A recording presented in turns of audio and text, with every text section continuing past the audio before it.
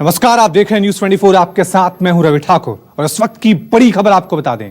सूत्रों के मुताबिक गैंगस्टर विकास दुबे हरियाणा और राजस्थान में गैंग चलाने वाले बदमाशों के संपर्क में हो सकता है। सूत्रों के मुताबिक पुलिस से बचने के लिए इन दोनों राज्यों के स्थानीय बदमाशों के संपर्क में विकास दुबे हो सकता है। अब पुलिस की डॉक्टर गैंग और लादेन गैंग के गुर्गों पर लगातार नजर बनी हुई है। चलिए इस खबर पे और ज्यादा अपडेट के लिए अब सीधा रुक करते हैं हमारे संवाददाता विमल कौशिक का। विमल, क्या कुछ अपडेट मिल पा रही है?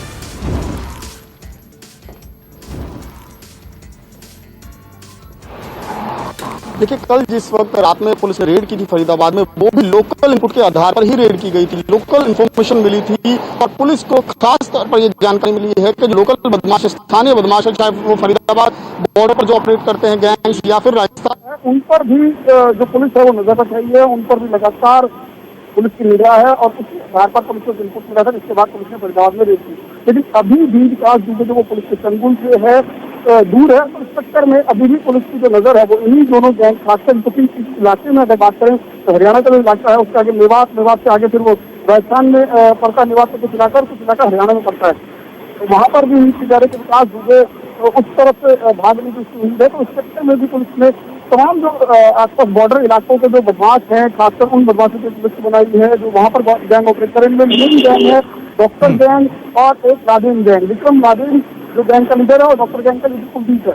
ये जो गैंग है ये बॉर्डर इलाके में ऑपरेट करता है। इनके जरिए जो विकास दुबे है वो शहर से बाहर निकलने की या फिर राज्य से बाहर निकलने की कोशिश कर सकता है। इस चक्कर में पुलिस ने इन दोनों बदमाश के गैंग पर भी पूरी तरह से नजर रखी हुई है।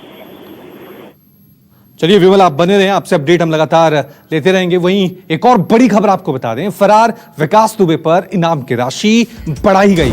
विकास दुबे पर अब 5 लाख इनामी राशि हो गई है, जो पहले 2.5 लाख रुपए थी।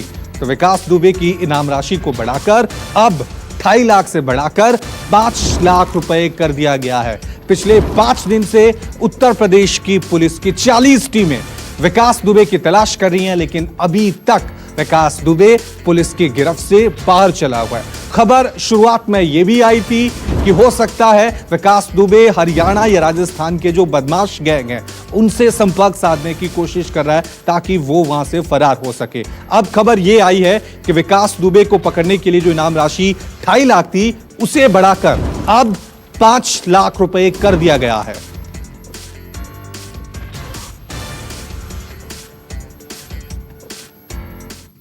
वहीं ADG law and order Prashant Kumar की प्रेस कॉन्फ्रेंस दोपहर 12:30 बजे होगी। ADG law and order press conference करेंगे। इस प्रेस कॉन्फ्रेंस में किस तरह की जानकारी दी जाएगी, क्या कुछ कहा जाएगा, क्योंकि अभी तक जो एनकाउंटर हुआ था कानपुर के विक्रू गांव में, उसमें 8 पुलिस वालों जो शहीद हुए थे, उसका मास्टरमाइंड विकास दुबे अब भी फरार चल रहा है। इनाम राशि लगातार बढ़ाई जा रही है, 2.5 लाख से 5 लाख रुपए कर दी जा रही है। पुलिस के हाथ अब भी खाली हैं, उसके साथ ही गिरफ्तार हुए हैं, कुछ का एनकाउंटर भी हुआ है, लेकिन विकास दुबे अभी भी पुलिस की गिरफ्त से बाहर है। चलिए इस खबर पे और ज्यादा अपडेट के लिए अब सीधा रुक करते हैं हमारे संवाददाता विमल कौशिक का, जो लगातार हमारे चलिए मानस, उससे पहले मानस श्रीवास्तव का रुख करेंगे उत्तर प्रदेश का। मानस हमारे साथ लगातार बने हुए हैं। मानस, 12:30 बजे प्रेस कॉन्फ्रेंस होगी। बड़ा सवाल यही है कि इस प्रेस कॉन्फ्रेंस में पुलिस के पास वो तमाम सवालों के जवाब होंगे जो लोग पूछ रहे हैं कि आखिरकार 5 दिन बाद भी यूपी पुलिस की 40 टीमें विकास दुबे को क्यों गिरफ्तार नहीं कर पा रही हैं। इस पूरे एनकाउंटर को लेकर जो सवाल उठे हैं उसमें भी बहुत सारे ऐसे सवाल हैं कि क्या पुलिस आधी अधूरी तैयारी के साथ एनकाउंटर करने गई थी, अब इनाम राशि बढ़ाई जा रही है। तमाम सवाल हैं जिनके जवाब आज एडीजी लॉ एंड ऑर्डर को देने होंगे।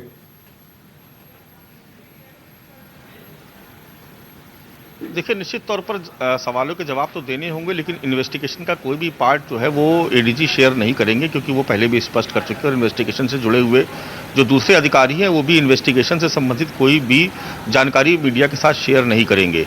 लेकिन इतना ज़रूर है कि अब तक कौन कौन कहाँ से लीड मिली है और आज जो इनकाउंटर हुआ उसकी सूचना कैसे पुलिस को मिली कि वहाँ पर वो जो खास गुर्गा था। देखिए, जो आज जिसका इनकाउंटर हुआ है ये सबसे खास गुर्गा था और पहले नंबर का, विकास दुबे के बाद पहले नंबर का ये वांछित था उसके सहयोगियों में। और इसने फायरिंग की थी, इस पर इसने भी पुलिस वालों की हत्या की थी। इसलिए इसका आज इनकाउंटर एक बहुत महत्वपूर्ण है और पुलिस को ऐसा लगता है कि ये उसके लिए एक बहुत बड़ी कामयाबी है।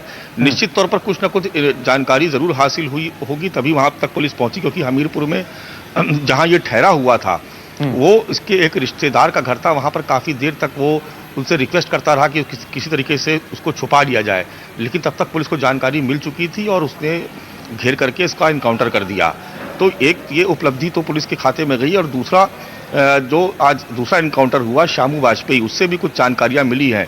तो निश्चित तौर पर एडीजी अब तक जो जानकारियां मिली हैं उसको मीडिया के साथ शेयर करेंगे, बताएंगे कि कहां तक पुलिस के कदम पहुंचे हैं और इस वक्त विकास दुबे की तलाश में किस किस तरीके के एक्शन लिए जा रहे हैं। लेकिन जो भी इन्वेस्टिगेशन का पार्ट है, जो सर्च ऑपरेशन से जुड़ी हुई जो महत्वपूर्ण जानकारियां हैं वो गोपनीय रखी जाएंगी, उसको शेयर नहीं किया जाएगा। और मानस लगातार हम देख रहे हैं कि पुलिस जो है वो इनामी राशि को बढ़ा रही है। अब इनामी राशि 2.5 लाख से बढ़ाकर 5 लाख कर दी गई है। तो क्या यह माने कि पुलिस के पास अभी विकास दुबे को लेकर कोई खास तरह की कोई लीड हासिल नहीं भी हुई है? यही वजह है कि इनामी राशि बढ़ाई जा रही है बार बार। देखिए, इनाम की राशि बढ़ाने के पीछे मकसद ये है कि अब पुलिस ये चाह रही है कि या तो आम लोगों की तरफ से कोई इनपुट मिल सके उसको विकास दुबे के बारे में, या फिर जो पुलिस के मुखबिर हैं वो कोई इनपुट दे सके इनाम की राशि के लालच में।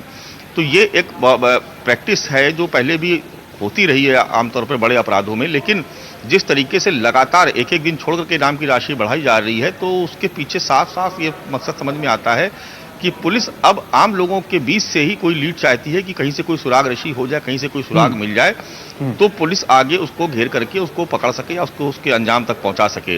क्योंकि इनाम की राशि 50,000 से शुरू हुई थी, फिर 1 लाख, फिर 2.5 लाख और अब जस्ट डबल यानी 5 लाख कर दी गई है। तो आप समझ सकते हैं कि उत्तर प्रदेश की पुलिस के लिए, उत्तर प्रदेश की सरकार के लिए कितना बड़ा चैलेंज है कि एक अपराधी जो कानपुर नगर और देहात के बीच के एक छोटे से गांव बिकरू गांव में रहता है, जिसका शायद कोई नाम भी नहीं जानता है, लेकिन वहां से शुरू होकर के उसने इतना बड़ा साम्राज्य आतंक का और अपराध का फैला दिया कि आज पुलिस को उसको पकड़ने के लिए नाकों चने चबाने पड़ रहे हैं। और आप समझ सकते हैं कि 40 टीमें उत्तर प्रदेश पुलिस की, इसके अलावा एसटीएफ और तमाम दूसरी जो इन्वेस्टिगेशन की एजेंसीज हैं वो उसके पीछे लगी हुई हैं, लेकिन विकास दुबे का कोई सुराग नहीं मिल पा रहा है। वो यहाँ से ये माना जा रहा है कि उत्तर प्रदेश की सीमा वो छोड़ चुका है। तो एक बड़ा सवाल ये भी खड़ा होगा कि उत्तर प्रदेश की सीमा वो कैसे, उत्तर प्रदेश की सीमा से कैसे बाहर निकल गया। कहीं ना कहीं पुलिस की ये भी एक बहुत बड़ी कमजोरी यहाँ पर सामने आई है। तो पुलिस के सामने चैलेंज बहुत बड़ा है, आक्रोश भी पुलिसकर्मियों के भीतर बहुत है, क्योंकि एक डिप्टी एसपी यानी सीओ समेत 8 पुलिसकर्मी शहीद हो गए, 7 जवान अभी भी घायल पड़े हुए हैं। तो इसलिए पुलिस के सामने एक बड़ी चुनौती है और एक बड़े रसूख का भी सवाल है कि अगर पुलिस को इस तरीके से साफ तौर से हत्या करके अगर भाग जाएंगे तो नजर बनाए रखें। आपसे हम अपडेट लेते रहेंगे। वाकई में यूपी पुलिस के लिए बड़ी चुनौती हो गई, क्योंकि 5 दिन हो गए हैं और विकास दुबे अब भी यूपी पुलिस के गिरफ्त से बाहर है। गैंगस्टर विकास दुबे पर इस वक्त की एक और बड़ी खबर आपको बता दें कि यूपी एसटीएफ की टीम कानपुर बिकरू गांव पहुंची है। विकास के घर के पास जो कुआं है उसको खाली कराया जा रहा है। गांव में चप्पे चप्पे पर तलाशी की जा रही है। तो यूपी एसटीएफ की टीम कानपुर के बिकरू गांव पहुंची है। तस्वीरें हम आपको दिखा रहे हैं कि किस तरह से बिकरू गांव में जो कुआं है उसको भी खाली कराया जा रहा है। गांव में जगह जगह सर्च ऑपरेशन जो है वो शुरू हो गया है। 5 दिन हो गए हैं, विकास दुबे की तलाश की जा रही है। 40 टीमें लगी हुई हैं, लेकिन अभी तक विकास दुबे यूपी पुलिस के हत्थे नहीं चढ़ा है। इस वक्त मैं कानपुर के बिकरू गांव में ही मौजूद हूं और बिकरू गांव में विकास दुबे जो कि मुख्य आरोपी है 8 पुलिसकर्मियों की हत्या का, उसके तलाशी अभियान के दौरान एसटीएफ की टीम यहां मौके पर पहुंची है। आप देखिए कि उत्तर प्रदेश एसटीएफ के तमाम सारे जो अधिकारी हैं वो लगातार यहां पर दबिश दे रहे हैं। जगह जगह पर तलाशी अभियान चलाया जा रहा है, लोगों से पूछताछ की जा रही है और कोशिश की जा रही है कि कैसे भी करके फिलहाल विकास दुबे का पता यहां पर लगाया जा सके। आप देखिए कि ये मेरी बाईं तरफ जो घर है यही विकास दुबे का घर है और यहां पर भी एसटीएफ की टीम ने तलाशी ली है। और उसके बाद ये जो मेरी दाहिनी तरफ आप जगह देख पा रहे हैं, दरअसल ये विकास दुबे के घर के ठीक बगल में लगा हुआ कुआं है और एसटीएफ की टीम ने बाकायदा यहां पर अभी कुएं में जाकर भी तलाशी ली है। और ये कहा जा रहा है कि अगर विकास दुबे जब जिस वक्त ये घटना घटित हुई यहां पर मौजूद रहा होगा तो हो सकता है इस बात की संभावना हो कि उसका कुछ सामान इस कुएं के भीतर भी रहा हो या उसने यहां पर छिपाया हो। उसी के मद्देनजर एसटीएफ की टीम ने बाकायदा इस कुएं में जाकर छानबीन की है। जो एसटीएफ की टीम के लोग थे वो कुएं में गए, उन्होंने ने अब अंदर जाकर तलाशी ली, लेकिन फिलहाल उनके हाथ इस कुएं के अंदर से कोई भी ऐसी चीज नहीं लगी है जो एक बड़ी उपलब्धि के तौर पर देखी जा सके। वहीं हमीरपुर में एनकाउंटर में मारे गए विकास दुबे का गुर्गा अमर दुबे की दादी का बयान अब सामने आया है। अमर दुबे की दादी ने कहा है कि उनका नाती विकास दुबे से नहीं मिला और ना ही उसके ऊपर कोई केस था।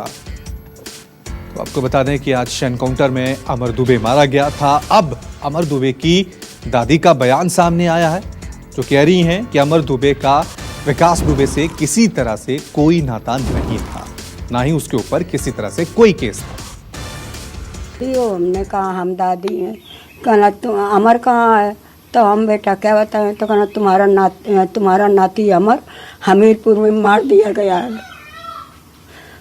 तब रोने लगे तो कहना माँ रो नहीं, तुम्हारी तबीयत नहीं ठीक है, क्या करोगी। तो क्या अमर विकास के साथ रहते थे क्या? बेटा यहाँ न विकास आते थे, न हम उसको साथ देखा, वो अपने साथियों के साथ जाता था। बाहर उनके साथ रहता हो या न रहता हो हम नहीं देखा। पुलिस तो कह रही है कि अमर अपराधी था और विकास के साथ रहता था। बेटा देख लीजिए, कहीं उसका केस में नाम नहीं, कहीं केस नहीं उस पर लगे, न वो झगड़े में कभी जाता था। अब घर में सारे लोग कहाँ गए? आलू बता तो रहे, पुलिस ले गई। कब ले गई पुलिस? पुलिस ले गई शनिवार की रात को। तो पुलिस क्यों ले गई जब ये लोग अब विकास के साथ नहीं, तो पुलिस क्यों ले गई है? अब ये हम क्या बताएं।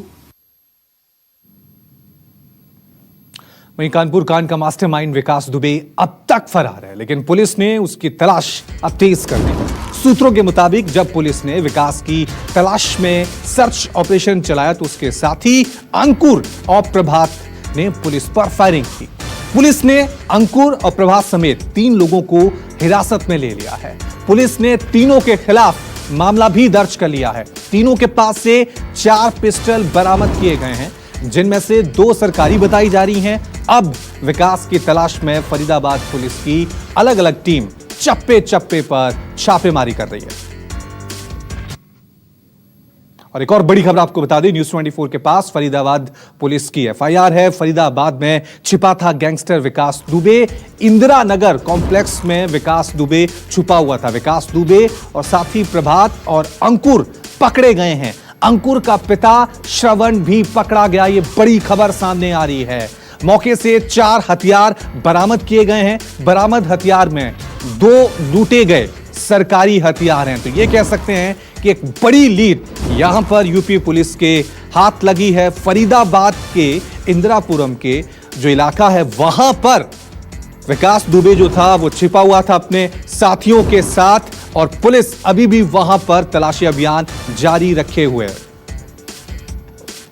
चलिए इस खबर पे और ज्यादा अपडेट के लिए अब सीधा रुख करते हैं हमारे वरिष्ठ सहयोगी रमन कुमार का। रमन, क्या कुछ जानकारी मिल पा रही है? इंदिरा नगर कॉम्प्लेक्स में विकास दुबे छिपा हुआ था, ये जानकारी पुलिस को मिली। अब कितनी दूर है विकास दुबे पुलिस की गिरफ्त से? देखिए रवि, पुलिस के द्वारा जो एफआईआर फाइल की गई है उसी एफआईआर में जिक्र किया गया है कि इंदिरा नगर के एक घर में विकास दुबे छुपा हुआ है, और जिस व्यक्ति ने विकास दुबे को पनाह दी थी उसका नाम भी इस एफआईआर में है। और साथ ही साथ पुलिस के अधिकारियों का बयान भी आया हुआ है कि उस बयान में यह कहा गया है कि कानपुर में जब पुलिस और अपराधियों के बीच मुठभेड़ हुई थी, इसमें पुलिस के जवान शहीद हुए थे। इसमें से 2 हथियार इनके पास से बरामद किए गए हैं। कुल 4 पिस्टल बरामद किए गए हैं। इसमें से 2 पिस्टल उस वक्त के थे जब कानपुर में पुलिस और अधिकारियों के बीच मुठभेड़ हुआ था। लेकिन पुलिस ने 3 लोगों को गिरफ्तार किया है 3 अपराधियों को गिरफ्तार किया है, और उसने अब बचने के लिए फायरिंग भी पुलिस से की। लेकिन अभी तक जो बयान आया है पुलिस की तरफ से वो कहा गया है कि विकास के बारे में वो संतुष्ट नहीं है कि विकास वहां पे मौजूद था या नहीं था। लेकिन जो सूचना पुलिस को मिली उस सूचना को एफआईआर में दर्ज किया गया है कि विकास अपने साथियों के साथ इंदिरा नगर के घर में मौजूद था,